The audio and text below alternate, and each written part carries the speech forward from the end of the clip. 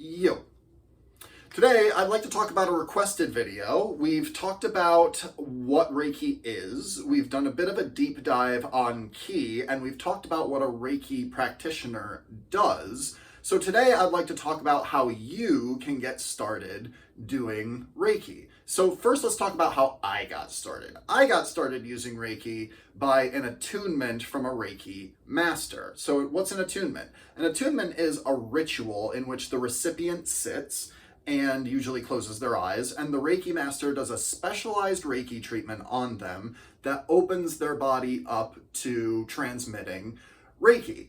So what are the effects of the attunement? Well, we're told beforehand to not use alcohol and drugs for at least a week, and we're told that it can increase sensitivities, empathies, and can make you a bit more sensitive to your environment, to your surroundings, and that the effects can last about a week. Personally, I did notice that my sensitivities went up a little bit. I noticed an increased empathy for people, or at least an increase in the experience of identifying with other people's emotions.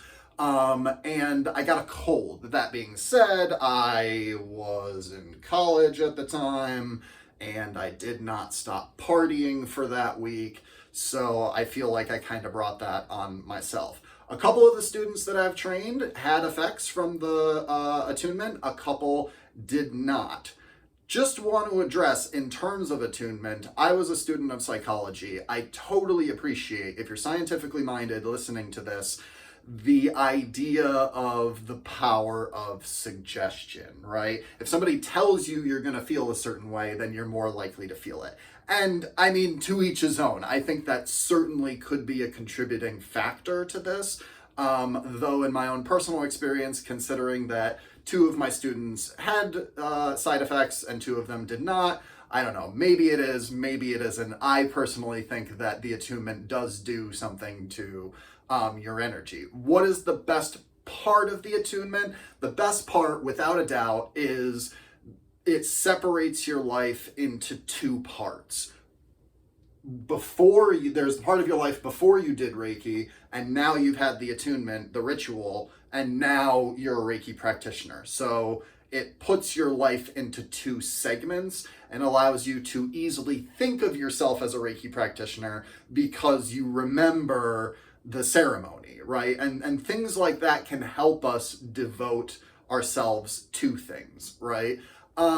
So what can you do if you don't have access to a Reiki master, or you don't have a way to get to a seminar to get attuned? Okay, so buckle up, because we're gonna go on a roundabout trip to get back to the point of how you can do this, right? So I'd like to do a brief story time about lucid dreaming, right? So when I was growing up, I had very intense dreams and nightmares. In college, after watching a movie called Waking Life, and also having read books like Journey to Ixtlan by Carlos Castaneda, I learned that you could use something called lucid dreaming to become aware and awake in your dreams so that you wouldn't be at the mercy of them as I was. To do this, I learned that you need a focus, and it can be anything, but I saw a lot of faces in my dreams, so I decided to use faces to help me become lucid. How did I do that? Well, when I was in a conversation with someone, when I was talking to people, when I was seeing people's faces on the road or on the street, I would think to myself, hey man, is this a dream? Right? I even got to the point of buying a pack of playing cards so that I could pull a face card and look at it for practice when I had nothing better to do. Look at the Queen of Hearts or the Jack of Diamonds and say, hey man, is this a dream? Eventually, finally, I did wake up in a dream that I was having. I remember it very clearly, and if you've ever had a lucid dream before, you can probably agree that they are quite memorable. And in that dream, the first thing I did, the first thing I got to do was fly, right? So why am I talking about lucid dreaming in a Reiki video? Well, using Reiki requires a similar leap of logic. If you believe that the only things that are real are matter and things that have solid, measurable mass, and you want to use Reiki, you want to use this energy to heal yourself and others, then you may need to adjust the parameters of what you think exists. Lots of things are free from those requirements. Thoughts, emotion, gravity, time. These things, like Reiki, have effects on the physical world, but you can't see them directly. That may help you cross the gap, right? It may theoretically bring you over the edge to considering that Reiki is something that is real, but it might not. And so I think the best way to truly start with Reiki is to start with the foundation exercise. This is something that is the key to the practice. This is the go-to. This is the meat and potatoes of using Reiki. And with the things that I've listed in my other videos and what I've just said, I think we can cross over into trying this yourself. So what am I talking about? I'm talking about the starting position. I'm talking about doing this with your hands. Now, when you're doing this, right, you can work on clearing your mind. You can work on breathing. This can be very much like a meditation.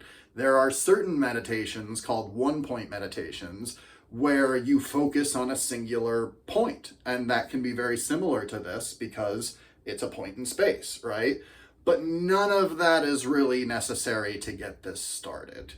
All you need to do is place your attention on the space between your hands. You can kind of feel a pull bringing them together. Resist your hands going like this, and you can keep them close, but keep a space in between them and feel that void between your hands. As you're doing this, you may feel a heightened awareness of your body. Now that you're focused on your hands and the space between them, focus on the rest of your body can follow. You might feel a warmth or a tingle on the surface of your hands. They may feel hot. They may feel buzzy. And while you're doing this, while you're hopefully feeling all of these things, or not, ask yourself what I've asked myself countless times as I've gone to different levels of awareness and connectivity with Reiki. Ask yourself, hey man, is this real? And be honest with yourself. Have fun with it. Maybe you ask yourself that one time and you feel something. Maybe 5, maybe 10, maybe 100. Maybe it's just a silly little thing you do for a few weeks and you don't feel anything. But I suspect eventually you may feel something there. You may even feel something there to the point that you think or even consider that it's something real. And then, well, try taking your hands and putting them on a place in your body. Your heart, your stomach, if you've got butterflies or anxiety. And a really good one is on your head, if you're having a headache. And if you lose the buzz, if you lose that feeling that you might have managed to collect practicing, then just go back to this position. And congratulations, if you've managed to do any of that, you just did Reiki. Thank you, everyone, for joining me. Have a good one.